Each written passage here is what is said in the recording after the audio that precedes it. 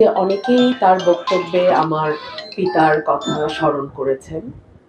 আমার বাবা প্রয়াত রাজনীতিবিদ জনাব অলি আহাদ 52 সালের ভাষা আন্দোলনে যিনি মুখ্য ভূমিকা পালন করেন।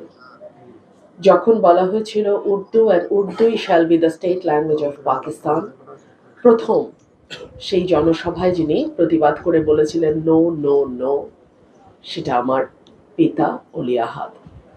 পরবর্তীতে 144 ধারা ভঙ্গের ব্যাপারে যখন দ্বিমত তৈরি হয়, তিনি প্রথম বলেছিলেন যে 21শে ফেব্রুয়ারি 144 ধারা যদি আমরা ভাঙতে না পারি, তাহলে আমরা কখনোই বাংলাকে আমাদের রাষ্ট্রভাষা করতে পারবো না। এবং তারই ধারাবাহিকতায় 21শে ফেব্রুয়ারি 144 ধারা ভঙ্গ হয়, মিছিল যায়, সালাম, বরকত, রফিক, জব্বর গুলিবিদ্ধ হন এবং ভাষা আন্দোলনটা একটা সফলতার দিকে ধাবিত হয়।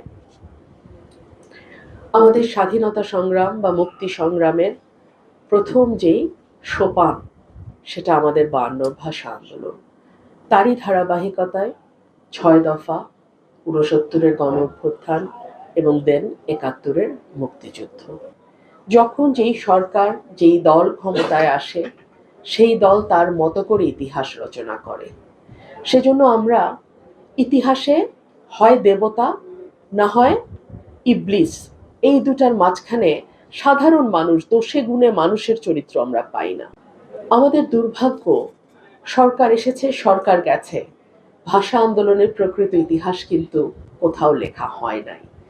আমি অলি আহাদ সাহেবের মেয়ে হিসেবে আমি নিজে জানি যে কোনো বইতেই শিশুদের কিংবা এর পরবর্তীতে পাঠ্যসূচিতে যে বইগুলো থাকে, তার কোনোটাতেই ভাষা আন্দোলনের প্রকৃত ইতিহাস নেই। এটা জাতি হিসেবে দুঃখজনক, লজ্জাজনক।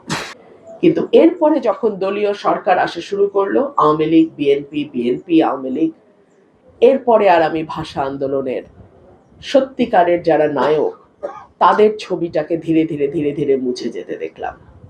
আমি দুদিন আগে আমার একটা ইন্টারভিউতে বলেছিলাম, আপনারা অনেকেই নিশ্চয়ই দেখেছেন, যে আমরা খুলনা, বরিশালের দিকে যখন যাই, আমরা মুগ্ধ হতে বাধ্য হই। অনেকেই হয়তো পলিটিক্যাল কারণে এটা স্বীকার করবেন না, কিন্তু আমি সত্যকে সত্যই বলি, সত্যিই সেটা দেখার মতো।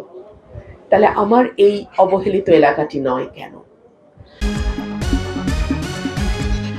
আপনারা দেখছেন অনুসন্ধান নিউজ 24 টিভি।